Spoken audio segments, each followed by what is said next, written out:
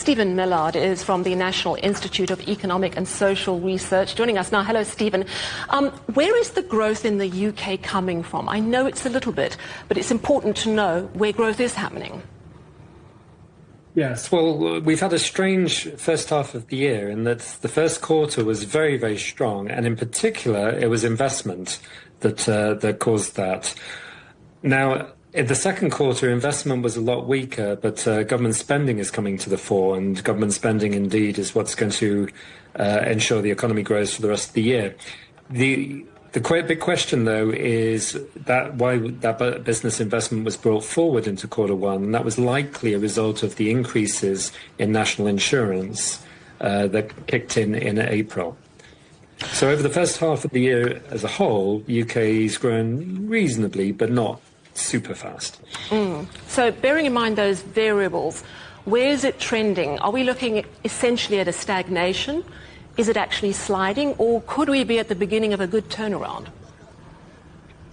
I don't know about it being a turnaround. I think the UK has been growing pretty close to trend for the best part of last year and this year. We expect that to continue.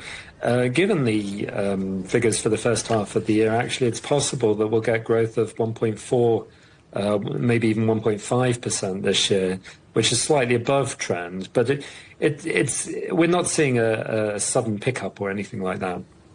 And if we broaden our scope and bring in the EU, would you say that the UK and the EU are broadly sluggish and they're facing similar challenges? Well, they're certainly facing similar challenges. The EU, to be honest, is more sluggish than the UK at the moment. I think the big challenge facing everyone is the tariffs that are getting put on in the United States. And these are affecting the EU more than the UK for two reasons. One is the EU are facing a higher tariff than the UK is on all of its goods. The second reason, though, is that tariffs are much higher on cars and metal, steel in particular, and that's really affecting Germany. And Germany is the powerhouse of the EU. If German growth is sluggish, then the rest of the EU will be sluggish with it. Where could we most realistically see growth coming from? Well, the big thing in Europe at the minute are moves to increase defence spending, and that's likely to push up on growth in particular in Germany and France over the next year or two or three. In the UK, we've got a similar thing there, although obviously in all countries the public finances are not in wonderful shape, shall we say, for a big expansion of spending.